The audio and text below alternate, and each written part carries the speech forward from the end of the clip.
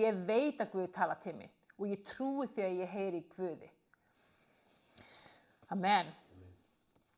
Og þannig að boðskapurinn í 33. kafla í Jobsbók, og ég hvet ykkur til þess að lesa þessa bók, bara þetta svo fallegu kafli, 33. kaflin og sérstaklega boðskapurinn Jesús og frásögnin hann. Þetta ekki bara guðfræðilegu texti, þetta lifandi, lífsbreytandi boðskapur sem að Guð vill setja inn í hjarta eftir núna.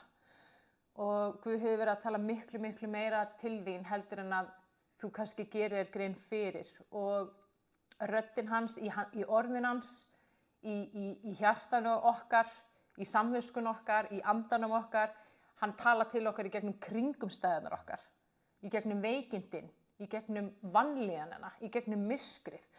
Og tilgangurinn að draga okkur nær sér. Hann alltaf að draga okkur nær sér. Hann vill eiga nánara samfélag við okkur.